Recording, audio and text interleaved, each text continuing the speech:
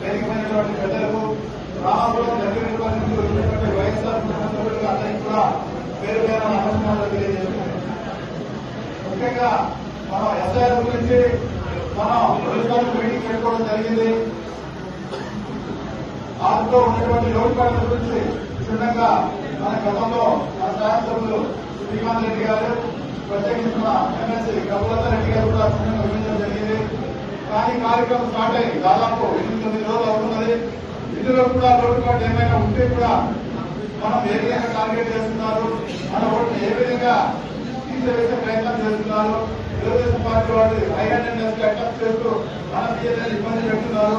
ఇలాంటివన్నీ కులంగా చర్చించుకొని న్యాయపరంగా ఏ విధంగా ముందుకు వెళ్ళాలి, మన ఓట్ల యొక్క మన ఓటర్ సానుభూతి కూడా ఎక్కడ కానీ మనం ఓటు చేయడానికి ఆస్కారం లేకుండా మనం చర్చ ఉన్నాం.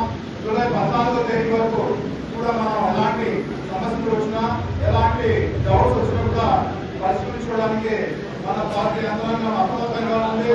భగవంతుడి క్రియలతో కానీ లేదంటే ఆ మండల ముందుతో కానీ లేదంటే మన ఎమ్మెల్యే ఆఫీస్తో సంపాదించినా కూడా మనకి ఎలాంటి సమస్యలు వచ్చినా కూడా దాంట్లో వివరించడం జరిగింది. ఈరోజు సాక్షి పత్రిక కూడా చివరి పేజీలో ఏ విధంగా మన ఓటు భద్రంగా ఉంది లేదు అని తెలుసుకోవాల్సిన ఆవశ్యకత ఎంతుందని చెప్పేసి క్షుణ్ణంగా ప్రతి సామాన్యునికి అర్థమయ్యే విధంగా చాలా చక్కగా వివరించడం జరిగింది. కాబట్టి ఇక్కడ ఉన్నటువంటి మన వైఎస్ఆర్సీపీ కుటుంబ సభ్యులు సానుభూతులు కూడా కేవలం పిఎల్ కోసం ఏదేమైనా ఆధారపడకుండా మనకన్నా హిందూ వర్గ వారికి మన ఇంటికి వచ్చినటువంటి మన సానుభూతి కూడా యొక్క ఓట్ల గురించి కూడా నిజంగా అక్కడ ఉన్నటువంటి పిఎల్ఓతో మాట్లాడి ఎక్కడ కూడా మన పార్టీ సభ్యులు కానీ సానుభూతి వర్గ కానీ ఓటు కానీ ఎక్కడ చూడాల్సిన బాధ్యత మనంతా పైన ఉంది. ఈరోజు మన మాధ్యమాల్లో చూస్తే గత సంవత్సరం ముందు ఎస్ఐఆర్ ముందు పెట్టడం జరిగింది. భారతదేశం మొత్తం పైన 6 కోట్లు ఓట్లు తీసేయడం జరిగింది. అంటే పెద్ద ఎత్తున ఓట్లు పోతున్నాయి.